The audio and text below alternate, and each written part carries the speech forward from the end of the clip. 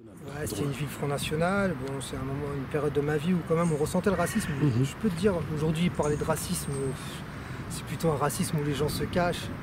Là, c'était un racisme où vraiment on te montrait du doigt, on te faisait comprendre qu'on était raciste. C'était une époque aussi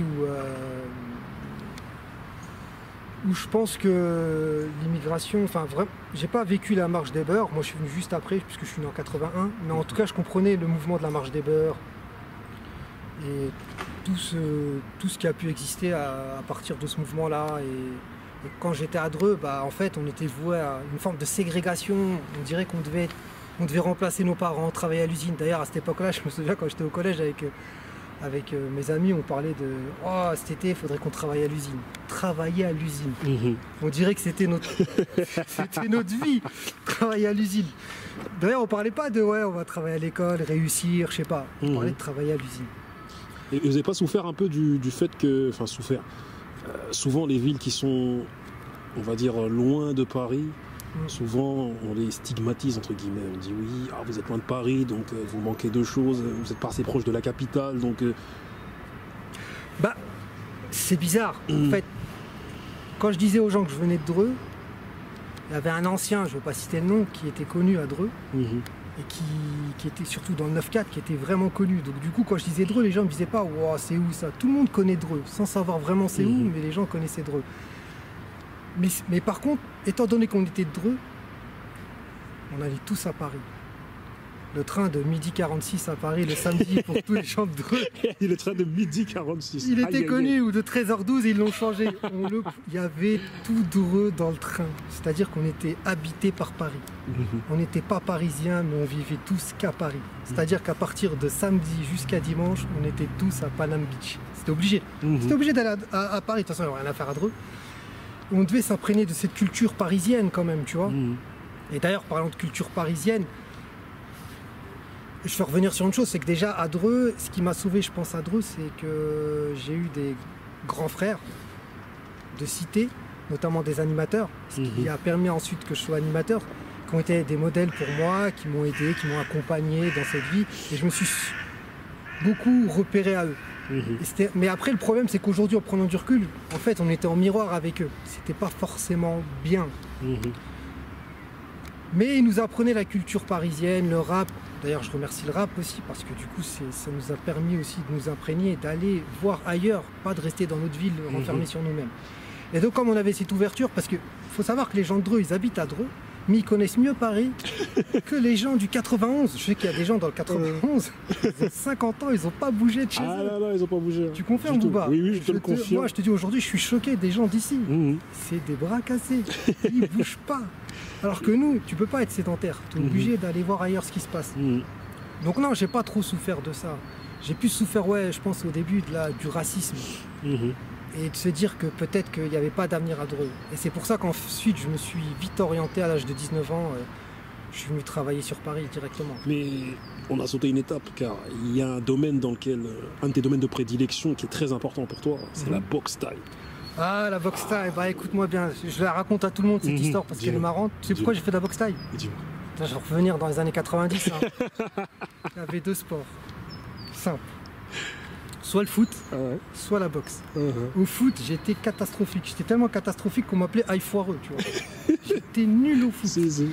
Et j'aimais pas le froid. Tu vois, ils jouaient en short. Pour moi, c'est des survivors, c'est des fous. Ah, c'est clair. Ils sont en short et tout. Je dis non. Si, je voulais un short, mais dans une salle. Et c'était l'époque de... Qui connaît pas kickboxing, Jean-Claude Van Damme, mais t'as vu, on a tempo, on a tous voilà. Tempo, il tape dans le poteau, tu sais, quand tu as envie d'être le capital guerrier que tu recherches, c'est important d'aller faire du sport. Et donc la boxe, c'était le meilleur capital guerrier. Parce qu'en plus, il faut savoir que je suis l'aîné de ma famille. Donc j'avais pas de grands frères, j'avais pas des gens qui pouvaient me protéger. Et je me suis dit, personne ne va me protéger, il faut que je me protège tout seul, il faut que je me forme tout seul. Donc j'ai voulu faire de la boxe, j'ai fait de la boxe thaï. Bah, ça a été génial, hein. Ça a été un moment de ma vie, ça m'a tout appris la boxe. D'avoir confiance en moi, parce que j'avais vraiment pas confiance en moi, j'étais quelqu'un de timide, d'introverti. Et ça m'a permis aussi de m'ouvrir, d'apprendre du sport, d'avoir un boulot, de voyager. J'ai voyagé, j'ai été en Thaïlande, j'ai été partout, j'ai fait la France grâce à ce sport. Ce sport m'a tout donné et m'a donné confiance en moi, quoi. Et ça m'a permis aussi d'être du coup animateur. Et t'as fait des combats en amateur Ouais, j'ai fait des combats. Bah, après, je vais pas faire le mec. Mhm. Alors techniquement, je suis un fimeux pour Mhm. les connaisseurs. Mais pas sérieux, pas tout le temps sérieux, tu vois. J'étais plus un tchatcheur, j'étais plus le mec qui faisait des projets pour voyager que le mec qui boxait. Pas trop sérieux. Je suis pas un bon boxeur, Mhm. par contre je suis un bon pédagogue. C'est-à-dire que pour entraîner, c'est là où je me suis plus découvert, ma passion c'est plus dans l'entraînement. Mhm. Voilà. Par contre, ouais, j'ai eu des bases et ça va, je me démerde, mais pas très sérieux, non. Après j'ai fait des petits combats, j'ai voyagé.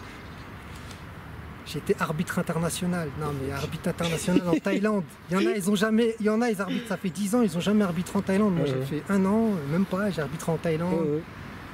Après, j'ai passé mes diplômes pour être entraîneur, j'ai entraîné en prison. Ok, magnifique. Dans la maison centrale de Saint-Maur, à Mhm. côté de Châteauroux, qui fait partie des 5 maisons centrales, donc des longues peines. Mhm. Voilà, moi, mon domaine de prédilection, c'est peut-être parce que je suis un maghrébin, c'est la tchatch. Mhm. Voilà. Je me suis dit, bon, à l'école, qu'est-ce que j'étais mauvais. Il n'y a pas d'autre mot. Mauvais. Nul. En dessous de 0.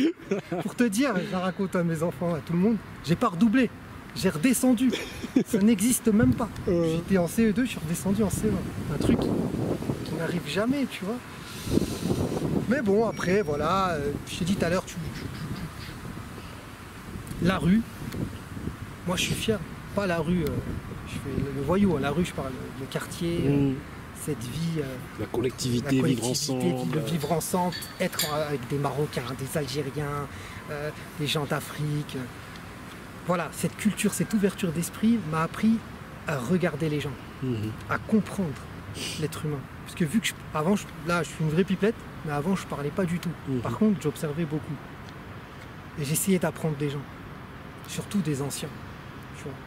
Pas de ceux qui faisaient des bêtises, non, mais ceux qui réussissaient. J'ai des modèles qui m'ont vraiment marqué par leur réussite sociale, et les orateurs, ceux qui savent attirer les foules. C'est des choses qui m'ont toujours marqué, parce que moi, tu sais, quand t'es jeune, tu sais même pas aligner 2 mots, tu vois. Mhm. Des fois, tu sais même pas sujet, verbe, complément, tu sais même pas. Des fois, tu mets que le verbe. Mhm.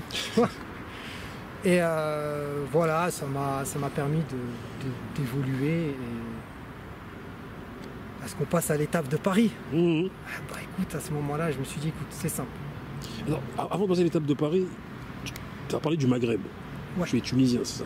Exactement. Tu viens de Zarzis ou tu viens d'où? Oh non. Non.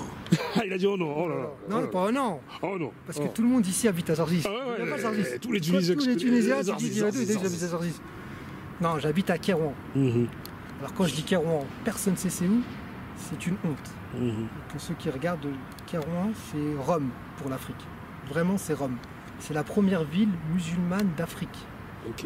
Quand les Arabes sont venus en Afrique, ils sont venus à l'Ifriqiya. Mhm. L'Ifriqiya, c'est l'Afrique.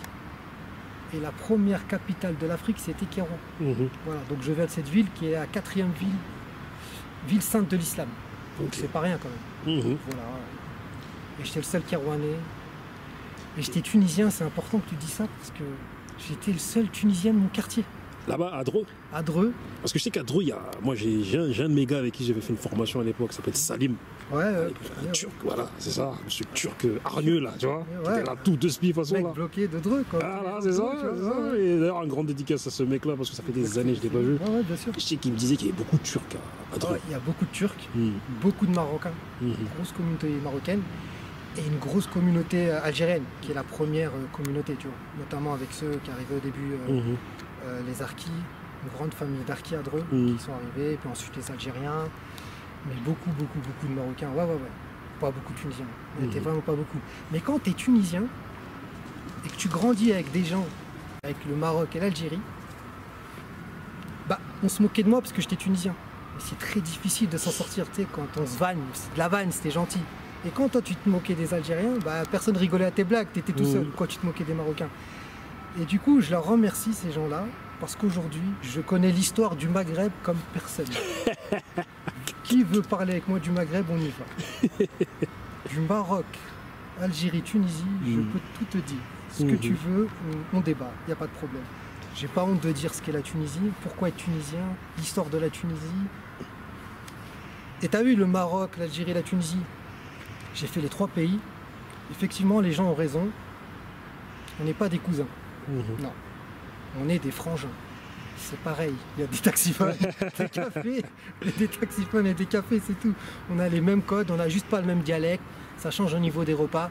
Mais quand tu vas en France, il y a différentes régions. Toutes les régions, c'est pas... Un breton, c'est pas un corse. Un corse, c'est pas un ch'ti, etc. Tu vois, il y a juste ça la différence. Mais on est tous français. Enfin, ils sont tous du pays de la France. Ouais, j'ai un ancien maghrébin qui un jour m'a dit les maghrébins, les arabes se sont entendus pour ne pas s'entendre.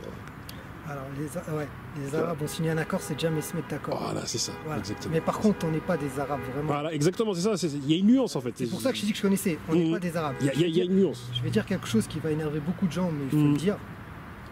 On est berbère à 80%. Voilà. Que les gens le veuillent ou non, moi je suis arabe parce que je suis arabophone.